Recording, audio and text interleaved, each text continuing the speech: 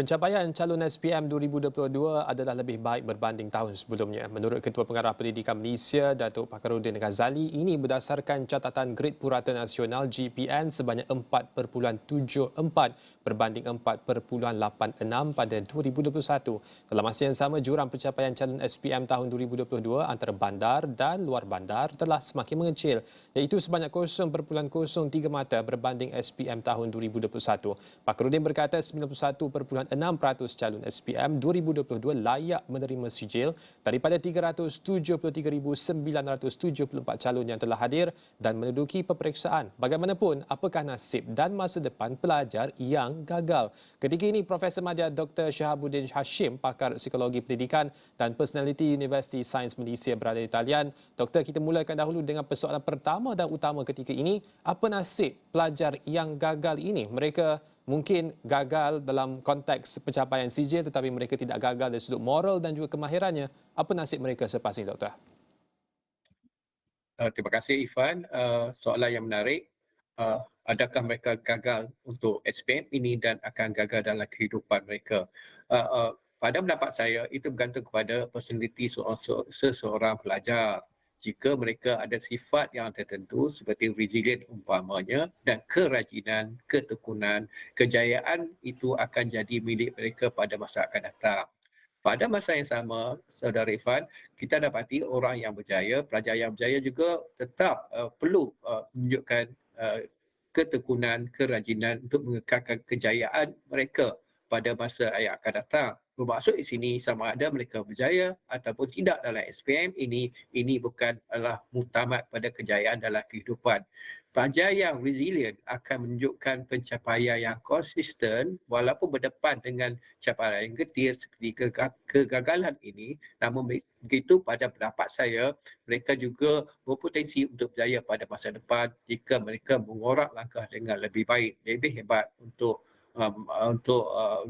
mengatur strategi menghadapi kegagalan ini dengan sempurna dan kemudian mengubah kehidupan mereka kepada lebih baik melalui kursus-kursus dalam talian ataupun pekerjaan yang mereka akan ceburi, dan mereka juga akan berpotensi berada di pusat pengajian tinggi sama dengan pelajar-pelajar yang berjaya dalam peringkat SPM ini.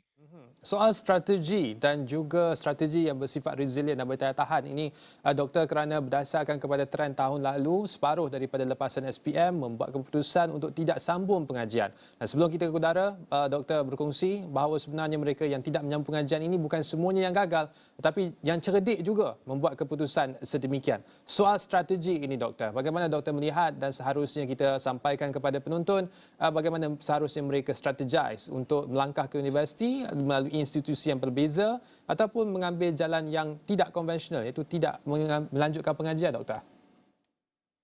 Ya, ramai ada yang menjalani sesi konsultasi dengan pihak kami.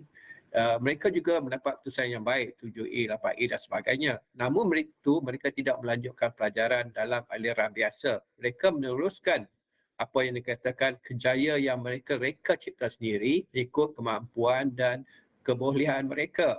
Dan mereka mungkin mengambil masa 2-3 tahun untuk menerokanya dan akhirnya mereka melanjutkan pelajaran dengan dikata mengambil kursus-kursus yang tertentu yang ditawarkan di dalam atau di luar negara secara online ataupun bersemuka, dan akhirnya mereka berjaya dalam kejayaan yang mereka buat selama beberapa tahun yang lepas. Bermaksud di sini, pelajar yang bagus, yang mendapat keputusan yang baik, mereka boleh berkeupayaan untuk membuat track kejayaan mereka sendiri, dan kejayaan mereka adalah standing dengan apa yang dibuat oleh rakan-rakan mereka yang berjaya yang telah memasuki pusat pengajian tinggi IILP dan sebagainya.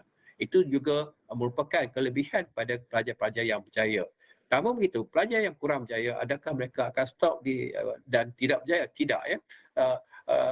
Pelajar yang tidak berjaya, mereka tahu kepentingan pendidikan, ya, yang tertentu. Oleh kerana mereka kurang menunjukkan kejayaan, mereka mungkin menceburkan diri dalam bidang pekerjaan dengan harapan bahawa bidang pekerjaan itu boleh mengubah sedikit kehidupan mereka buat masa ini dan mereka lebih bersedia dari segi pengalaman dan pengetahuan untuk melanjutkan pelajaran di masa akan datang. Di Malaysia, Saudara Irfan, kita dapati APEL misalnya membuka peluang kepada pelajar-pelajar yang kurang berjaya ini tetapi mendapat pengalaman yang baik dalam industri untuk teruskan pelajaran.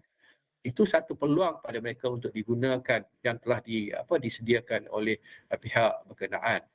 Satu lagi yang saya fikir juga penting, kita ada juga skim-skim yang tertentu yang ditawarkan yang mana pelajar-pelajar yang berkebolehan dan juga pelajar yang memperoleh keputusan minimum ini boleh menceburi bidang pekerjaan, pada sama mereka juga boleh belajar.